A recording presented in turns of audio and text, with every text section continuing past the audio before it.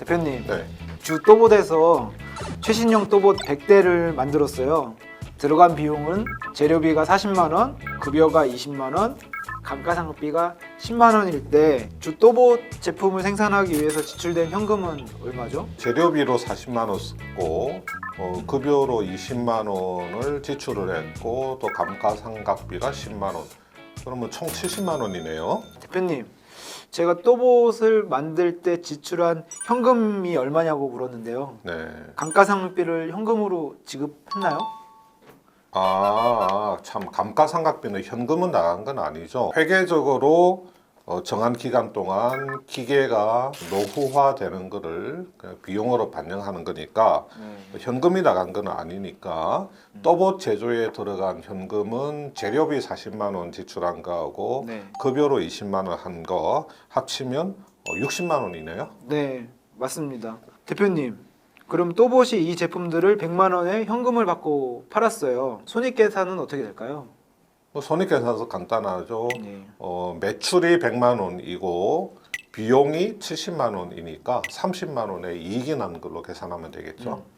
그렇다면 또봇 100대를 100만 원에 현금 판매했을 때 현금 흐름은요? 매출을 해서 100만 원이 들어왔고 네. 그다음에 아까 말했듯이 현금이 나간 거는 60만 원이니까 현금 흐름은 40만 원 플러스죠.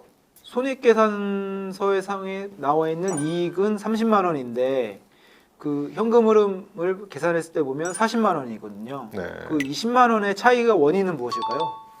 뭐 그거야 감가상각비 때문인 것 같은데요. 왜냐하면 우리가 손익 계산을 할 때는 네. 감가상각비 10만 원을 집어넣어서 계산을 해서 이익 30만 원으로 산출이 됐지만 현금 흐름을 계산할 때는 감가상각비는 현금이 나가지 않은 비용이니까 현금 흐름을 기준으로 계산할 때는 손익계산서상의 이익보다는 10만 원이 더 나와야 정상이죠. 그러니까 손익계산서에서 뽑아낸 이익 30만 원에다가 감가상각비 10만 원을 더한 거 40만 원. 뭐 이게 현금 흐름인 거죠. 정확하게 계산을 하셨는데요. 네. 지난 강의에 이어서 오늘 현금 흐름표를 이해하는 두 번째 시간인데요. 오늘 공부할 내용의 핵심을 대표님께서 말씀해 주셨습니다. 우리가 지난 시간 영업 현금 흐름을 계산할 때 매출 채권, 매입 채무, 재고 자산, 선수금, 선급금처럼 영업 활동에 관련된 자산이나 부채가 증가했느냐, 감소했느냐에 따라 영업 현금 흐름이 어떻게 변동하는지를 설명드렸잖아요. 네. 그런데 영업 현금 흐름을 파악하려면 이런 자산과 부채의 영향 외에도 반영해야 될 다른 중요한 요소들이 좀 있습니다. 들어보니까 내가 좀 감을 좀 잡았어요. 그러니까 감가상각비처럼 현금이 유출되지 않았는데도 그 손익 계산을 할 때 비용으로 반영된 뭐 이런 것들의 영향을 조정을 해줘야 되겠네요. 그러니까 손익계산서 상의 이익에다가 감가상각비를 더해주면 현금 흐름과 일치하게 된다. 이런 이야기겠네요. 네. 우와, 대표님. 대박. 센스 대박이십니다. 대박. 그 회계상의 이익이 현금 흐름과 일치하지 않는 가장 큰 이유는요. 이익 산출하는 과정에서 많은 수익과 비용이 발생하잖아요. 그렇죠. 그런데 수익 중에는 현금이 들어오지 않는 수익이 있고 비용 중에도 실제 현금이 나가지 않은 것들이 있어요. 이렇게 현금 유입이나 현금 유출과는 무관한 수익과 비용들은 손익계산서상의 이익에 더해주거나 빼줘야 정확한 현금 흐름을 계산해 볼 수 있습니다. 그러면 어떤 항목들이 있는지 좀 알아봅시다. 예를 들어서 현금이 나가지 않았는데 손익계산서에서 비용으로 잡히는 거, 뭐 이런 건 어떤 게 있습니까? 현금이 나가지 않은 대표적인 비용으로는 감가상각비하고 무형자산 상각비가 있습니다. 이런 것들은 영업 비용으로 반영이 되었겠죠. 또 투자 주식 평가 손실이나 지분법 손실같이 영업의 비용으로 반영된 것 중에서 현금이 나가지 않은 비용들이 있습니다. 네. 지분법 손실 같은 경우에 예를 들어보면 관계기업이 단기 순손실을 냈을 때 지분율만큼만 계산해서 손실로 계산을 하는 것이지 실제적으로 현금을 지급하는 건 아니니까요. 그렇죠. 네. 손익계산서에서는 수익으로 반영했지만 현금이 들어오지 않는 걸로는 뭐 투자 주식 평가 이익이다, 뭐 지분법 이익이다 이런 게 있을 수 있고 달러 매출 채권에서 발생되는 평가 이익 같은 거 이런 것도 있을 수 있겠네요. 예를 들어서 환율이 1대 1000일 때 1달러의 그 매출 채권이 있었는데 환율이 1대 1200원으로 바뀌었다 그러면 1대 1000일 때는 그것을 원화로 1000원으로 기록을 해놨겠지만 1대 1200으로 바뀌면 원화로 1200원으로 기록을 해야 되니까 거기서 평가 이익이 발생이 되겠네요. 네, 그죠? 맞습니다. 그러면 이 매출 채권이 실제로 회수가 되어서 돈이 들어온 것은 아니지만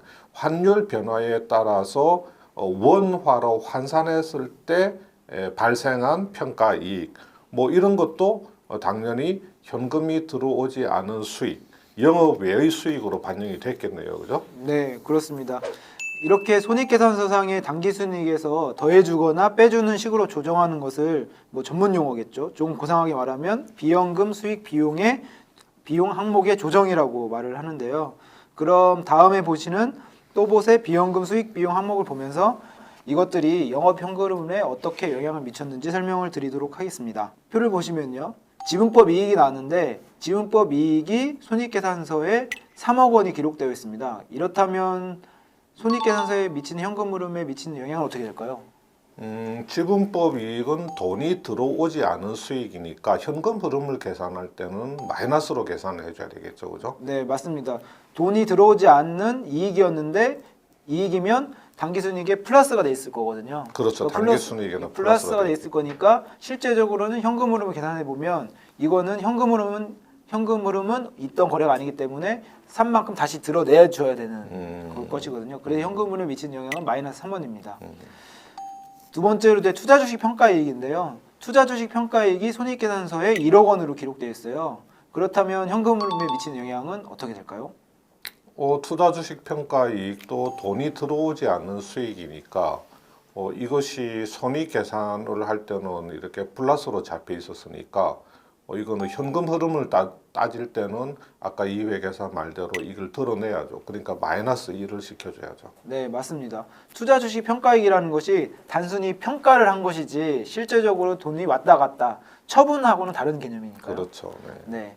그리고 좀 전에 설명드렸던 감가상각비입니다. 감가상각비가 손익계산서에 6억 원이 기록되어 있을 때는 현금 흐름표에는 어떤 영향을 미칠까요? 감가상각비는 돈이 안 나갔는데 손익 계산을 할 때 비용으로 잡아넣은 거니까 현금 흐름을 계산할 때는 그만큼 플러스를 시켜줘야 되겠죠. 네, 맞습니다. 무형자산 상각비도 똑같을 것인데요. 무형자산 상각비가 2억 원이 손익계산서에 기록이 되어 있다면 당기순이익은 이만큼 감소가 되어 있는 상태겠죠. 실제로 감소가 되어 있는데 실제적으로 현금이 나간 돈은 아니니까 돈이 나간 것은 없으니까 그렇죠. 네. 이만큼 더해주면 되겠습니다. 투자 주식 평가 손실도 마찬가지겠죠. 투자 주식 평가 손실도 3억 원으로 기록되어 있다면 실제적으로 현금이 나가지 않은 비용이기 때문에 이 금액만큼 3억 원만큼 현금 흐름에 더해주면 실제 현금 흐름을 구할 수 있을 것이거든요. 네. 그래서 비연금 수익 비용 항목의 조정을 총 합계를 내보면 7억 원이 플러스가 되는 것입니다. 현금 흐름에 7억 원의 플러스 효과가 발생되는 거네요. 네. 그러면 만약에 또봇 주식회사의 2017년도 손익계산서 상의 당기순이익이 20억이다 이렇게 계산이 됐는데 자 비현금 그 수익 비용 항목을 조정을 했더니 플러스 7억 원의 현금 흐름 플러스 효과가 발생됐다. 그 다음에 영업 관련한 자산 부채의 증감이 현금 흐름에 미치는 영향을 조사를 했더니 마이너스 3억 원의 영향이 발생한 걸로 산출이 됐다. 이렇다면 영업활동 현금 흐름을 구할 때는 당기순이익 20억 원에다가 비현금 항목 조정 플러스 7을 시키고 그 다음에 영업자산 부채 영향 마이너스 3을 빼주면 되겠네요. 네, 맞습니다. 그림을 보면 잘 나타나 있는데요. 그래서 뭐 참고로 기타에 법인세 지출 등이라고 나와 있잖아요. 네. 이건 실제 회사가 국세청에 낸 법인세를 말합니다. 법인세 납부액은 실제적으로 회사에서 돈을 지출한 것이기 때문에 현금 흐름에 마이너스 효과를 내게 되는 거죠. 네. 그리고 법인세 납부액은 영업 현금 흐름에 반영을 하게 됩니다. 그러면 우리가 저 실제 기업의 현금 흐름표를 보면서 유예계산 한번 설명을 해주시죠. 네. 포스코 캠텍이라고 하는 회사의 현금 흐름표를 아주 간단하게 편집을 했습니다. 네. 일반적으로 이상적인 현금 흐름은 영업 현금 흐름 플러스, 투자 활동으로 인한 현금 흐름은 마이너스, 재무 활동으로 인한 현금 흐름은 마이너스로 나타나는 것으로 생각이 드는데요. 영업 활동으로 발생시킨 현금, 즉 영업 활동으로 돈을 많이 벌어서 이 돈으로 투자 활동으로 필요한 유형 자산에 투자를 하고, 투자를 하면 현금 흐름이 마이너스겠죠. 그 다음에 재무 활동으로 현금 흐름은 차입금을 갚거나 아니면 그 주주에게 배당을 하거나 이런 경우에는 재무 활동 현금 흐름이 마이너스가 나올 것이기 때문에 가장 이상적인 현금 흐름으로 보고 있습니다. 포스코 캠텍의 경우를 보면 영업 활동으로의 현금 흐름이 555억 원의 플러스가 생겼습니다. 그 다음에 투자 활동으로 현금 흐름으로 462억 원의 지출이 있었고요. 마이너스가 있었고요. 재무 활동으로 인한 현금 흐름에 230억 원의 마이너스, 즉 순유출이 있었습니다. 포스코 캠텍이 바로 영업활동으로 인한 현금 흐름 플러스, 투자 활동으로 인한 현금 흐름 마이너스, 재무 활동으로 인한 현금 흐름도 마이너스해서 가장 이상적인 현금 흐름을 보여주고 있는 회사라고 볼 수 있겠습니다. 그래서 2017년도 말의 현금은 연초 대비 137억 원 줄어든 1,040억으로 집계되었는데요. 영업활동으로 인해서 번 돈이 많았지만 투자와 배당을 다른 해보다 엄청 많이 하다 보니 보유 현금은 소폭 감소했습니다. 이렇게 유형자산에 투자를 많이 해서 현금이 줄긴 했지만 이렇게 투자한 유형자산은 앞으로 회사에 돈을 많이 벌어다 줄 것으로 기대되기 때문에 영업 현금 흐름을 증가시켜 줄 것으로 예상을 해볼 수 있겠습니다. 우리가 이 재무제표를 보면 손익계산서 상에는 계속 그 영업이익이 나는데 현금 흐름표 상에는 계속해서 영업활동 현금 흐름이 마이너스인 그런 회사들이 있더라고요. 네, 이런 경우를 보면 손익계산서의 영업이익과 영업활동으로 인한 현금 흐름의 관계를 이익의 질이라는 측면에서 설명을 하는데요. 이게 상관관계가 높을수록 이익의 질이 높은 것으로 평가가 됩니다. 실제적으로 예를 들어보면 매출이 많이 발생하는 경우에 영업이익이 커질 것이잖아요. 근데 아까 말씀드렸던 매출채권이 회수가 계속되지 않으면 영업활동으로 현금 흐름은 마이너스일 것이거든요. 그런 경우는 아까 말씀드렸듯이 리스크가 있습니다. 리스크가 있는 것이 분식회계일 수도 있고 아니면 부도의 징후가 될 수도 있는 거죠. 왜냐하면 계속적으로 매출채권을 받지 못하는 경우가 될 수 있으니까요.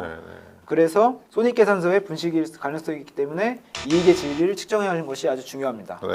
근데 어떤 회사들은 보면 총 현금 흐름은 플러스인데 영업 현금 흐름은 또 계속 마이너스인 그런 경우도 있어요? 네네, 맞습니다. 총 현금 흐름은 플러스인데 영업 현금 흐름이 마이너스인 경우에는 영업 악화로 이제 투자 자산을 매각하는 것을 생각해 볼 수 있습니다. 왜냐하면 영업으로 인해서 정상적인 현금 흐름을 만들어내지 못하기 때문에 회사가 가지고 있는 자산을 팔면 투자 활동을 한 현금 흐름이 플러스가 되겠죠. 또는 은행이나 주주로부터 돈을 들여오면 재무활동 현금 흐름은 플러스가 될 것입니다. 이렇듯이 뭐 영업활동 흐름은 마이너스지만 총 현금 흐름이 플러스인 경우에도 회사의 아주 정상적인 상황이라고 볼 수 없는 것이겠죠. 그 회사 운영 자금이 부족해서 회사가 가지고 있는 뭐 자산을 매각을 한다든지 뭐 돈을 빌린다든지 아니면 주주들한테 손을 벌려서 뭐 증자를 한다든지 그렇게 해서 회사를 꾸려 나갈 수밖에 없겠네요. 그렇죠? 초기 기업 같은 경우에는 정상적으로 이제 영업해서 돈을 벌 수가 없거든요. 이제 바이오 기업 같은 경우. 그런데 이제 오래 영업을 지속해온 기업이 이런 현금 흐름이 지속될 때는 영업 활동에 문제가 있는지 한번 의심해 볼 필요는 있는 것이죠. 저희 그 동영상에서도 이번에 2차례에 걸쳐서 그 현금 흐름표를 한번 짚어봤는데 잘 이해가 되셨는지 모르겠습니다. 회사의 손익이나 재무 상태표를 잘 이해를 하는 것도 중요하지만 그보다 더 중요한 것이 회사의 현금 흐름을 잘 파악을 해서 어떤 문제가 있느냐 하는 것을 분석해 보는 것도 더 중요할 것 같습니다. 저희 동영상을 통해서 배운 내용을 바탕으로 실제 기업의 현금 흐름표를 한번 보면서 그 현금 흐름 분석에 대한 이해도를 더 높이시길 바라겠습니다. 다음 시간에 뵙겠습니다. 왜냐하면 그 포스코 캠텍 재무팀에 있거든. 우리 아는 회계사가 좀 씹을 걸 그랬나?